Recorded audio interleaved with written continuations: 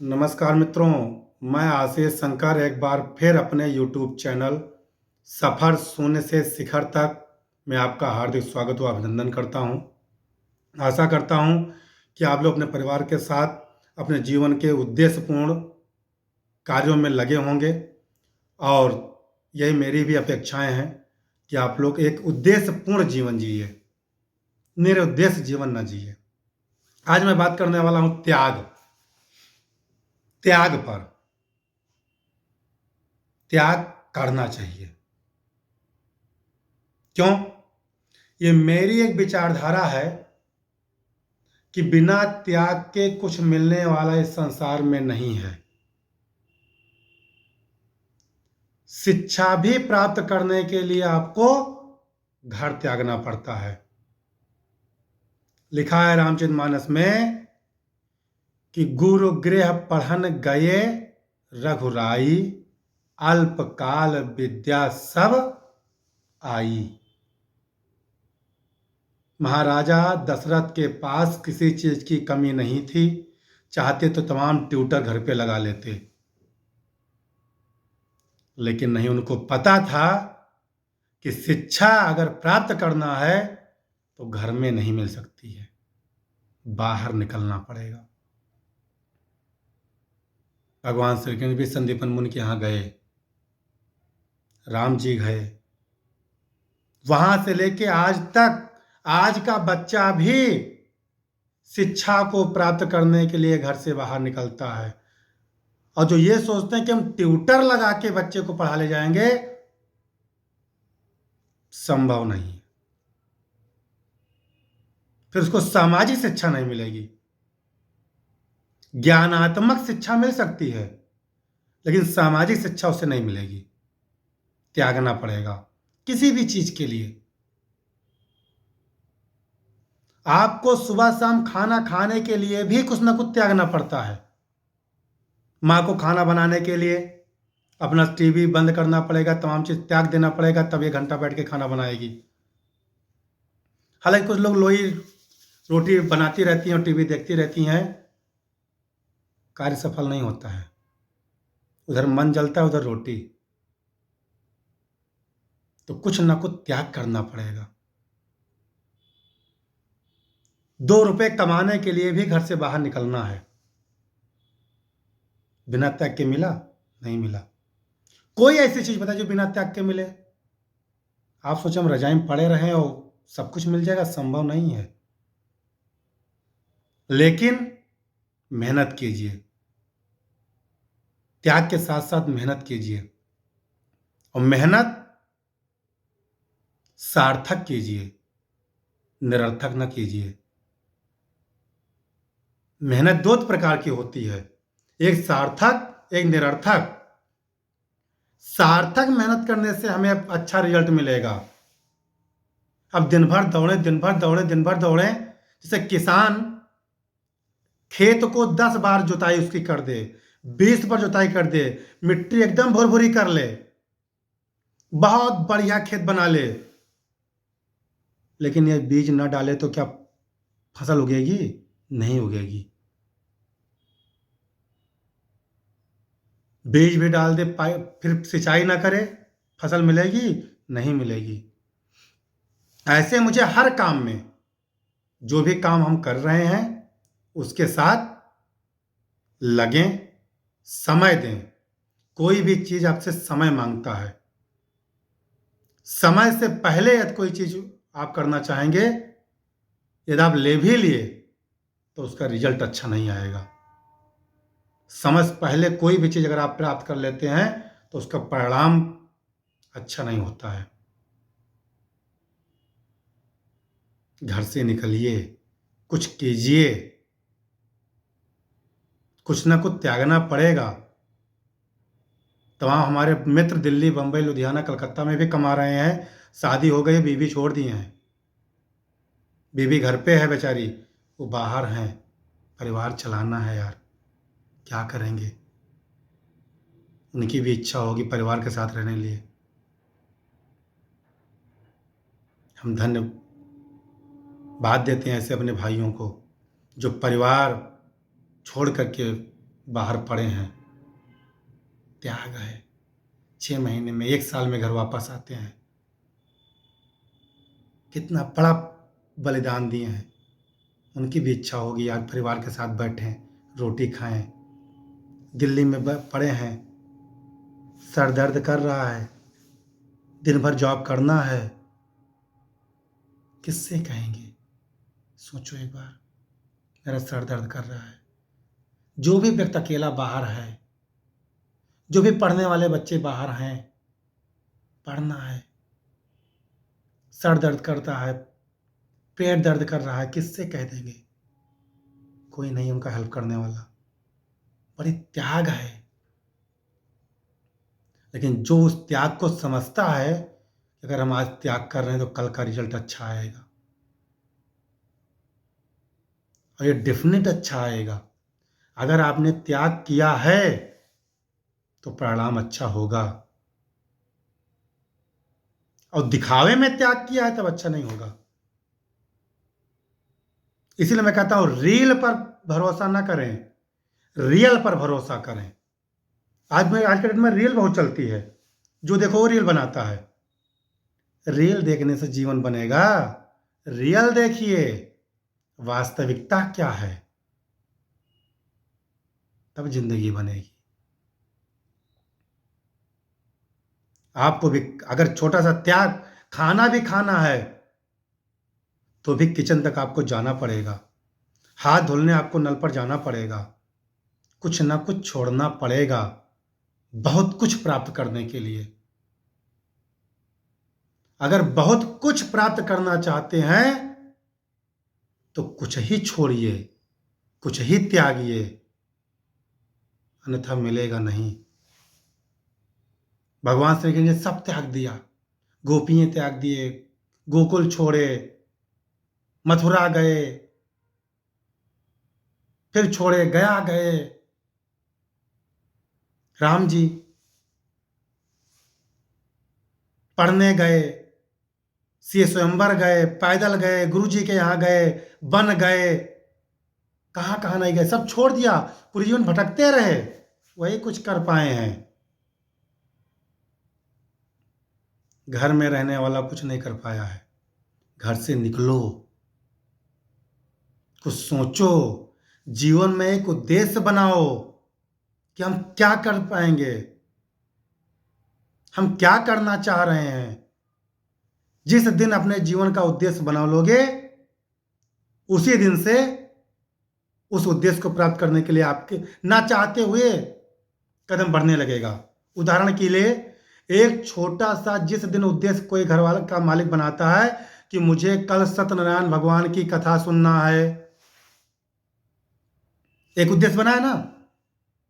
सबसे पहले क्या किया? उसने चिंतन किया, उसने सोचा, उसने उद्देश्य बनाया कि मुझे इस पूर्णमासी को सत्यनारायण भगवान का कथा सुनना है। एक उद्देश्य बन गया। अब क्या किया? वो तुरंत लग गया, घर वाले लग गए, कोई पंडित पास पहुंचा सबसे पहले। फिर आपने सोचा कि अगर सत्यनारायण कथा सुननी है तो मुझे जरूरत क्या क्या है। पहला काम किया, आपने उद्देश्य बनाया। फिर मन में अगला विचार आया कि अगर सत्यनारायण भगवान कथा सुनना है तो मुझे क्या क्या चीज जरूरत है। लिस्ट बनाया। पंडित पंडित के पास पहुंचे, पंडित जी मुझे सत्यनारायण कथा भगवान की कथा सुनना है, क्या करना पड़ेगा? पंडित जी ने भी लिस्ट बना दिया। जाओ, गोबर, गाय का गोबर से लेके पूरी लिस्ट बनाई। अब आप पूरे दिन लग करके 2 4 10 दिन हर प्रकार के सामग्री को इकट्ठा किए, परिवार को इकट्ठा किया, मोहल्ला भर को बताए, लगे उसमें। फिर पूर्णमासी के दिन अच्छे से कथा हो पाया। लेकिन 1 2 घंटे की कथा सुनने के लिए करीब 2 सप्ताह आपको लगना पड़ा। अगर अच्छे से कथा सुनना था, औपचारिकता नहीं निभाना था, तो आप सारी सामग्रियों को इकट्ठा किया, मंगाए, साफ किया, व्यवस्थित किया, मोहल्ला में कहलवाया, घर की सफाई किया, पंडित जी को बुलाया। अगर व्यवस्थित करना था तो, अगर उसका आपको रिजल्ट चाहिए कि मुझे उसका परिणाम मिले तो 2 घंटे की कथा के लिए आपको 2 सप्ताह लगना पड़ा। एक सप्ताह त्याग करना पड़ा, तब एक छोटी सी सत्यनारायण भगवान की कथा आप सुन पाते हैं। अपने जीवन में जब बड़ा सोचोगे तब कितना त्याग करना पड़ेगा, लेकिन उद्देश्य बनाओ। उद्देश्य पूर्ण जीवन जियो। निरुद्देश्य जीवन शून्य होता है। तो जीवन शून्य न बनाओ, कुछ करो। हिंदी में एक लाइन लिखी है, भारत वर्षोन्नत कैसे हो सकती है। उसमें हरिश्चंद्र जी ने कहा है कि निर्देहमाघ्यम सुलभम सुदुर्लभम प्लवम सुकल्पम गुणकाणधारम मयानुकूलेन नभासुतेरितम पुमांसात्मा। कि निर्देहमाघ्यम सुलभम सुदुर्लभम, पहले तो बड़े ही मुश्किल से मनुष्य का जन्म ही दुर्लभ है पाना, और सो मिल गया, उस पर यदि गुरु की कृपा न हो तो वो जीवन पशु के समान है। तो जिंदगी में किसी न किसी को अपना गुरु बनाओ, उसी के दिए हुए डायरेक्शन में आप चलिए, जीवन का एक उद्देश्य बनाइए। आइए, हम अपने युवा साथी से कहना चाहते हैं कि आप मिलिए मुझसे। आपको मड़हा से महल तक पहुंचाने की क्षमता रखता हूं, समय तो दीजिए। त्याग करना पड़ेगा, घर छोड़ना पड़ेगा। आइए, मैं ब्रह्मा नहीं हूं, लेकिन यदि आप आइए, समय दीजिए, साथ दीजिए, तो आपको आपकी जिंदगी में भूखे नहीं मरने दूंगा। ये मेरा वादा है। अब आपके आने वाले एक दशक में, आप जिस दिन मुझसे मिलेंगे उसके आने वाले एक दशक में आपको मड़हा से महल तक पहुंचा दूंगा। मैं जीता जागता उदाहरण हूं। मड़हा से लेके महल तक पहुंचा हूं।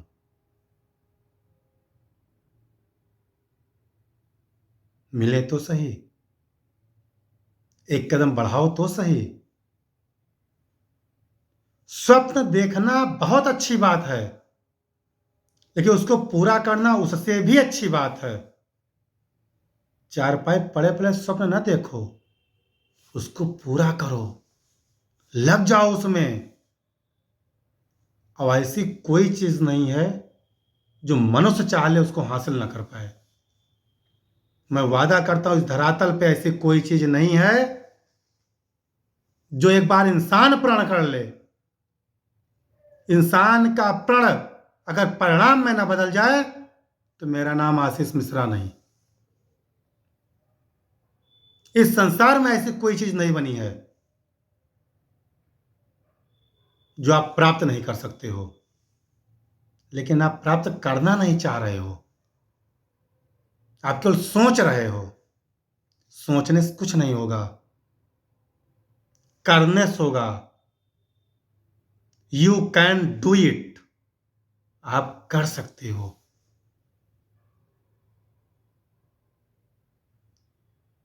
सोचो तो, कदम तो बढ़ाओ, एक कदम बढ़ाओ।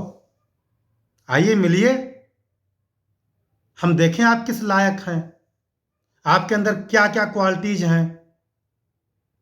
उसके बाद आपको ले चलेंगे, उस पथ से ले चलेंगे जो पथ आपके साथ साथ आपके परिवार को भी जीने का आधार दे देगा। इसलिए पथ को चुनो, वही पथ आपको परिणाम देगा। पथ के साथ साथ परिश्रम कीजिए। आपका पथ, आपका परिश्रम एक न एक दिन अच्छे परिणाम में बदल जाएगा। कौन कहता है कि आप कुछ कर नहीं सकते हैं? वो बेवकूफ लोग हैं जो कहते हैं आप कुछ कर नहीं सकते हैं। हर इंसान के पास कुछ ना कुछ ऐसी क्वालिटी जरूर ईश्वर ने देके भेजा है। उस क्वालिटी को आप पहचान नहीं पा रहे हैं। बस हम कोई इंजेक्शन नहीं रखे हैं कि लगा देंगे बस आप बड़े आदमी हो जाएंगे। आपको आपको अपने से ही आप अपने आप को पहचान नहीं पा रहे हैं। मैं वही कराऊंगा। आप किस योग्य हैं उस योग्यता को बता दूंगा। अब आप क्या क्या कर सकते हैं वो बता दूंगा। अब आप एक दशक के अंदर मड़हा से महल तक पहुंच जाएंगे। एक दशक। मैं कोई बिजनेसमैन नहीं हूं कि वो कोई कंपनी लेके आया हूं कहा ये काम कीजिए अपने नीचे दो आदमी जोड़िए। अगर भगवान ने आपको बहुत कुछ दे रखा है, बहुत लोग कहते हैं मेरे पास कुछ नहीं है, मैं कैसे करूं, पैसा नहीं है, हम क्या कर सकते हैं, मैं असहाय हूं। तुम क्या असहाय हो यार? बोलो क्या असहाय हो? तुम्हारे पास दो हाथ है, दो पैर है, क्या तुम्हारे पास नहीं है? अबे तुमसे कहा जाए कि एक हाथ काट के मुझे दे दो, तुम्हें 1 लाख रुपए दूंगा, दोगे? नहीं दोगे। एक आंखें दे दो, 3 लाख रुपए दूंगा, दोगे? नहीं दोगे। एक फेफड़ा दे दो, 5 लाख रुपए दूंगा, दोगे? नहीं दोगे। कितनी महत्वपूर्ण महत्वपूर्ण चीज तुम्हारे पास है, फिक्र हमारे पास कुछ है नहीं। उस हाथ का इस्तेमाल करो, इस दिमाग का इस्तेमाल करो, इस आंख का इस्तेमाल करो, इस बोली का इस्तेमाल करो जो भगवान ने दिया है बोलने के लिए, इस पैर का इस्तेमाल करो। इसी संसाधन का इस्तेमाल करके एक दिन आप माला माल बन जाएंगे। अगर अच्छे से इस्तेमाल किया तो आप बहुत अच्छे माला माल बनेंगे। अगर माला माल बनना है तो इसका इस्तेमाल करना है। जय हिंद, जय भारत।